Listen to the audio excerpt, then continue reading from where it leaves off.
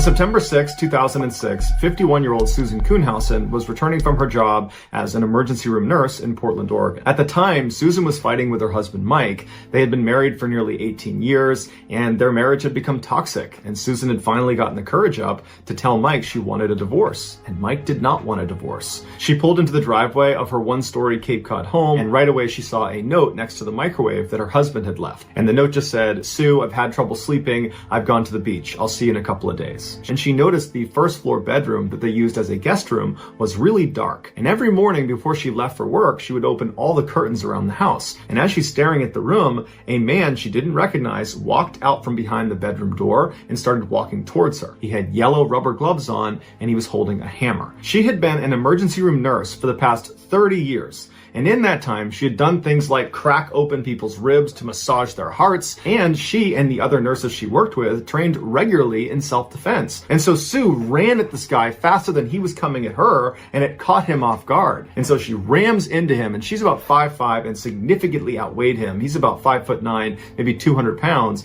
And so she rams him into the wall. He hits her in the head once with the hammer, but it wasn't enough to subdue her or even knock her down. "Who are you? What do you want?" But the guy didn't say anything. And so Susan grabbed him and pushed even harder against the wall, and the man would say 2 words, "You're strong." She knew this guy was not trying to rob her. He was just trying to kill her. And she managed to wrestle the hammer away from him while pinning him against the wall, and then smashed him in the head 3 times with this hammer before he managed to get it back. She grabbed his throat and began choking the life out of him. And so she continued to squeeze harder and harder until his face turned purple and his eyes rolled back. And so she threw him to the ground. She turned and began to run towards the front door. But this guy jumped up and leapt after her, grabbed her by the ankle and tripped her to the ground. When she landed, she rolled over onto her back. She sat up as fast as she could, and she bit down as hard as she could on the inner part of his upper leg. And the guy screamed out in pain. He couldn't even hit her with the hammer. He began staggering back, at which point she released the bite, got up onto a knee, and then bit him again on the side of his rib cage, at which point Sue grabs him and throws him to the ground, but she falls with him. And so she reaches out and puts her arm over his throat. Susan decided